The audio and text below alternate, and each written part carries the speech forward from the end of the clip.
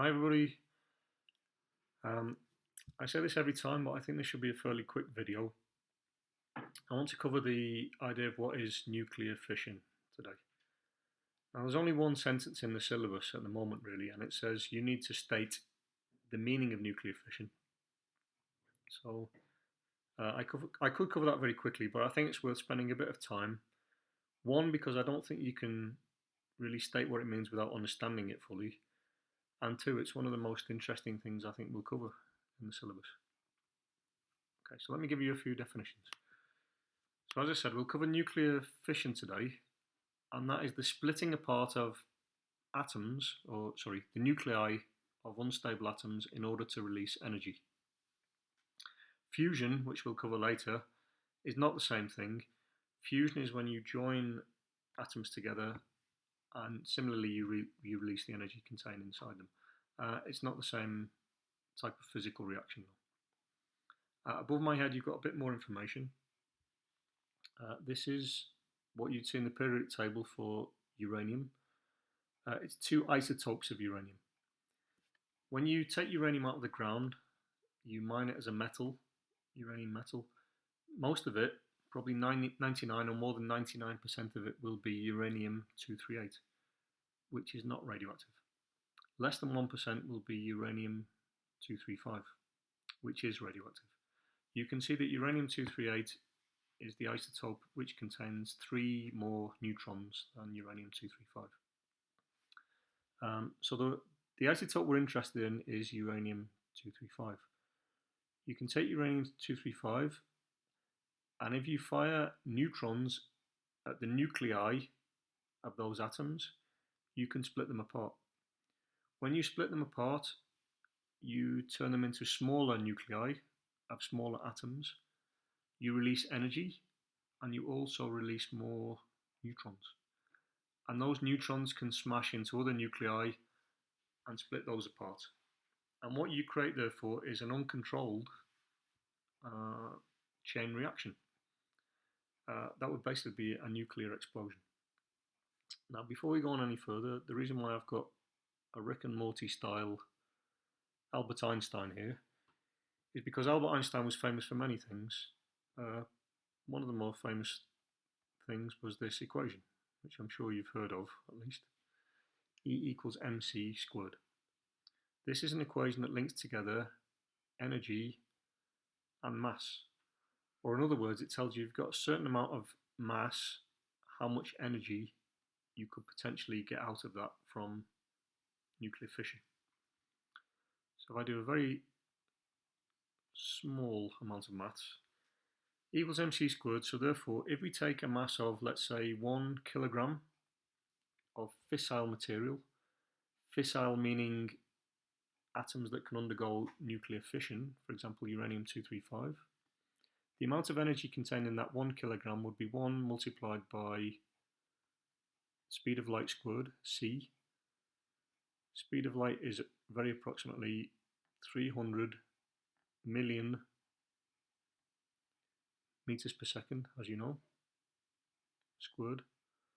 So therefore that 1 kilogram of fissile material would release potentially, let's get this right, 3 times 3, 9 times 10 to the power of 16 joules.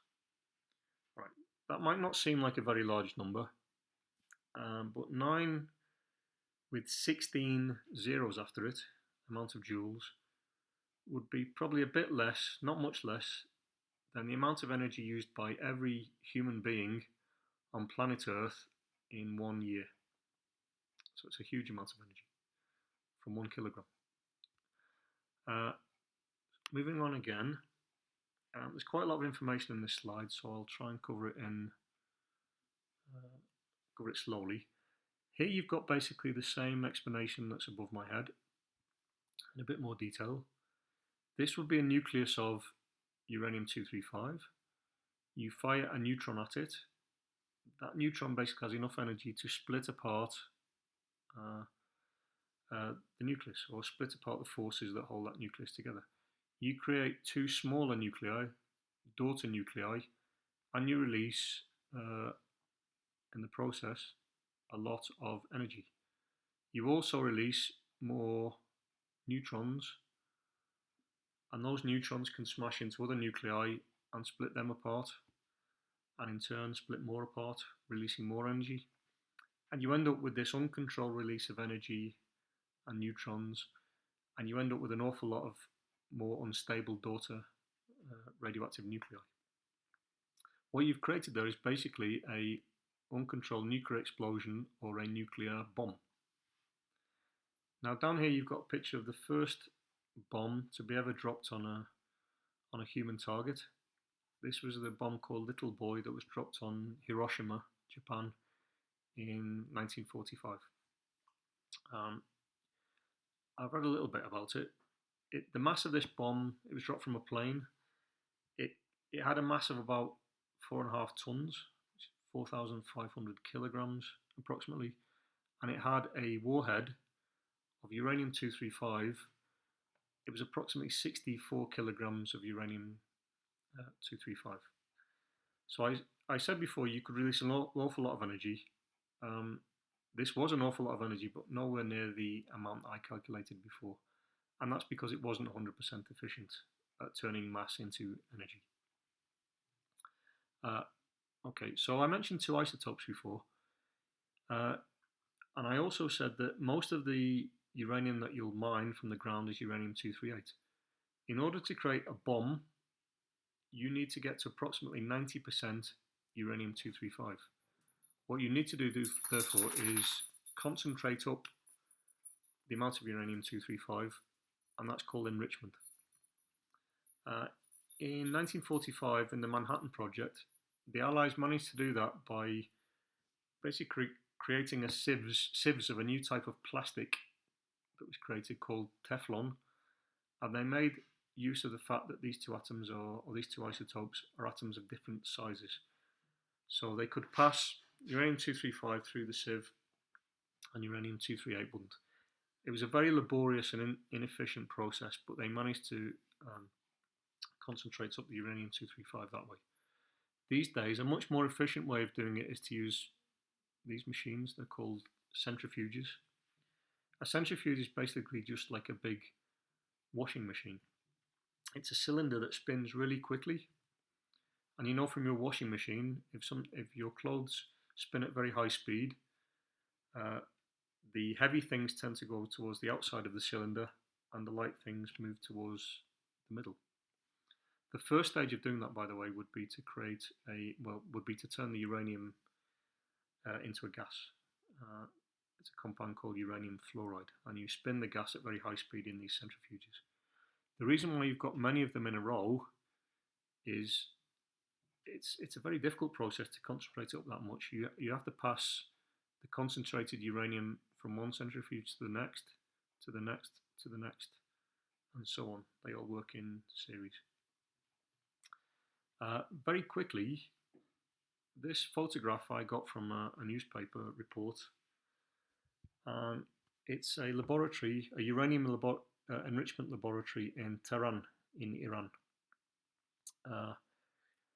In 2016, or 2015 I think it was actually, the US government, together with the United Nations Security Council, they came to a deal with the Iranian government because there were worries that the Iranians were trying to concentrate up enough uranium to get to weapons grade uranium of about 90%, and therefore they'd have the potential to create a bomb.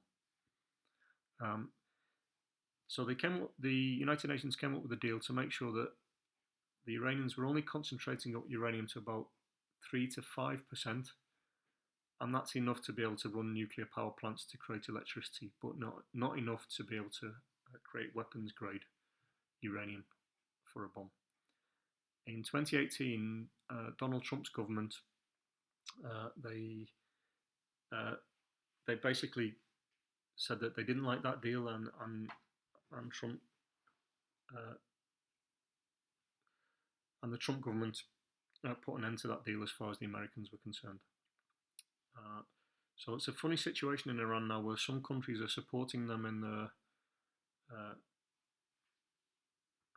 the attempts to enrich uranium, and some governments are supporting the Americans and not doing that. Let's not get into the politics. Okay, final slide. This is a nuclear reactor to create electricity. You need to understand how this works. It's actually a very simple process. Obviously, if you've got a nuclear reactor, you don't want the uncontrolled type of reaction that's going to create a nuclear explosion, like a bomb. You need to find a way to control it. And basically, the diagram above my head shows how that's done. You allow some neutrons to be released to smash into the atoms, and you absorb others.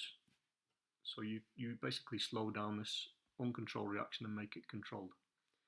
Very simply, you do that by putting another, well, these white rods are fuel rods of uranium-235, only about 3 to 5%, like I said before. The green rods in between them are a very dense material, probably something like boron, and that material can absorb energy and neutrons. If you want to speed up the reaction, release more energy and more neutrons, all you have to do is basically lift the control rods up, either completely or partially. If you want to slow down the reaction, or maybe even shut down the reactor completely, you put all of the control rods, or some of the control rods, down to absorb more neutrons and slow down the chain reaction. Very simple.